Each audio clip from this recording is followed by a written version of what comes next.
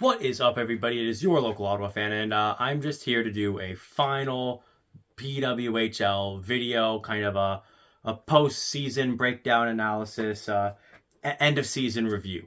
So the first Walter Cup has been won. The inaugural season is over, and a huge congratulations to PWHL Minnesota for winning the championship.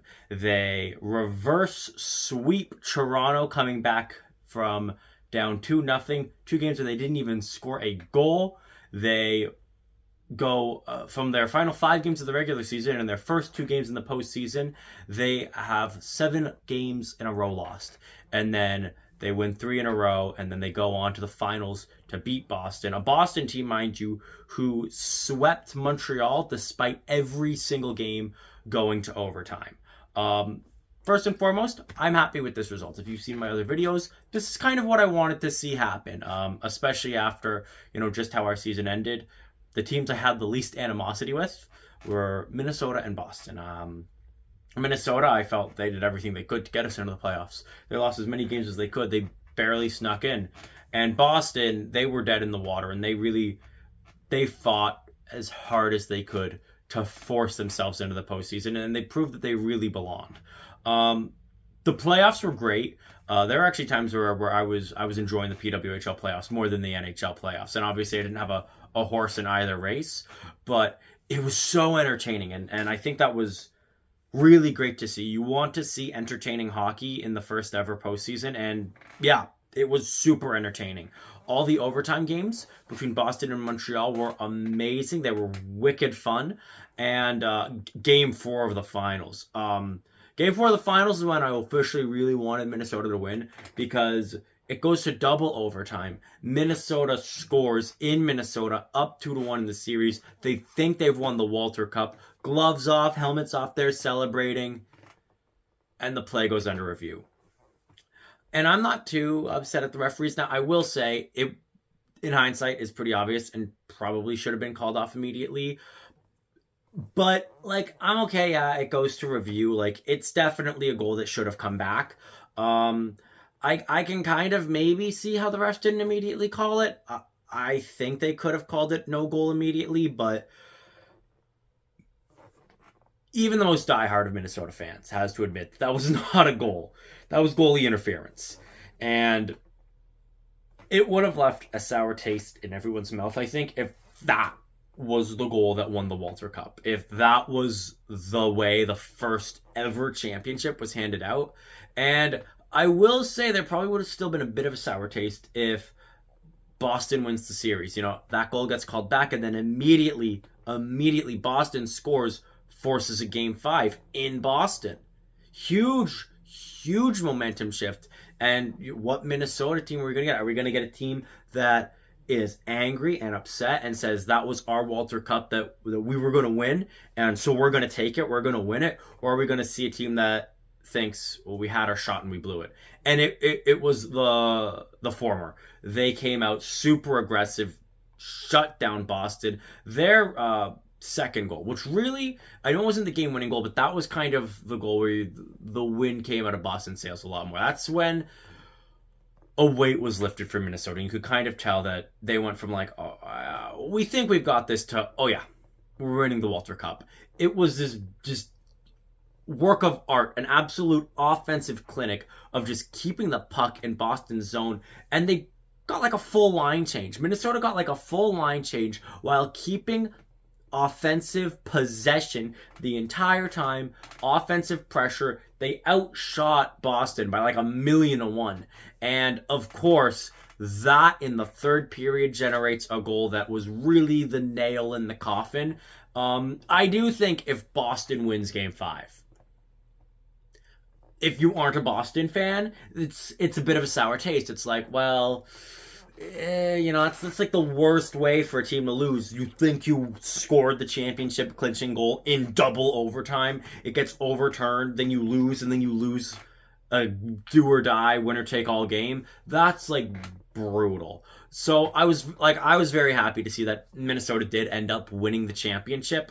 I was also very happy to see it go 5, because more playoff hockey is great. I also do feel as an Ottawa fan, oh, if we got there, if we just got to those playoffs, that Montreal series, I said it before the playoffs started. I said 5-on-5 hockey is different than 3-on-3. 5-on-5 overtime is different than 3-on-3 overtime. Montreal in overtime was deadly during the regular season. I hated when we went to overtime with them. They would always beat us. That was 3-on-3. 5-on-5, they did not win a single game, despite putting up a good effort. And, I mean, Toronto just did what Toronto sports does and find new and innovative ways to lose in the first round. If I had a nickel for every time an Ontario team in the PWHL needed to win one of their final 3 games in order to advance their season and lost all 3 to get eliminated, I'd have 2 nickels, which isn't a lot, but it's weird that it's happened twice. I thought that Ottawa's elimination was the most embarrassing thing, bar none. I thought, that's it. That's the peak. No team is going to do anything more embarrassing this season, and I think Toronto eclipsed it. Because it's not just that they got reverse swept. I think, it is a little different since it's a 5-game series instead of a 7-game series. They won 2 and then they lost 3. That's not as bad as winning 3 straight and then dropping 4 in a row. But what is bad is in those first 2 games, they outscored Minnesota 6-0. And then they got 1 goal the rest of the series. Yikes. That is the thing that is a big yikes for me. They went from shutting out their opponents back-to-back games. Actually, if you include the overtime game as well, that's a game that they played a full 60 without Minnesota scoring. They just also didn't score. Their offense dried up at the worst possible moment. They went from getting 6 goals in 2 games to 1 goal across 3. That is ludicrous. And Minnesota found the last possible moment to get good again, but they did. An awful finish to their regular season. An awful start to their playoffs. Everybody thought that they were done. Everybody thought that it was an easy sweep. And huge kudos to Minnesota for showing some fight, showing some tenacity, and really sticking through it. And I mean, they are the team to win the first ever Walter Cup. And now our sights turn to next season. And that's what I want to talk about a little bit more. I'm an Ottawa fan. I cheer for PWHL Ottawa, obviously. So next season is, I think, what I'm looking forward to the most. Obviously, yes, playoffs are the goal. But I think the bigger question is what specifically needs to be done, especially after seeing this postseason. What is needed? For one, there was a lot of overtime, and you need a full team. You need a deep team. I mean, game 2, Montreal, I think was very emblematic of that, with Montreal's 4th line barely getting any minutes and Boston's 4th line winning the game. And they would go on to sweep Montreal. Montreal, if they win game 2, it's a different series. It's a very different series. So I really think that is key. It shows how important depth is. Goaltending, we saw all playoffs how important goaltending is. Frankel, willed Boston. But also look at Minnesota. When they were shutting out their opponents, they were steamrolling opponents. When their goaltending really showed up, and it made a difference. I think in the games they won, I want to say they only allowed, I believe it was 2 goals, but I might be wrong. But I know that there was obviously the championship was won off of a shutout, and I believe there was another game in the finals that Minnesota won off of a shutout.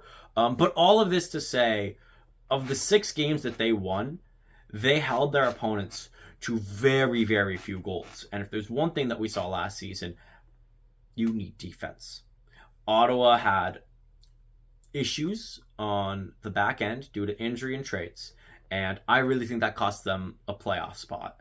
And I think that that would have probably cost them a playoff series had we made it. I think that shoring up on defense is vital right now. Goaltending, I'm really not worried. I think between Maschmeyer and Abstrider, we don't need to worry about goaltending. But I think we need to make sure that we have depth in our defense. Yes, depth in our forwards as well. But I think that defense needs to be full. We can't be running for defense players all game. You can't.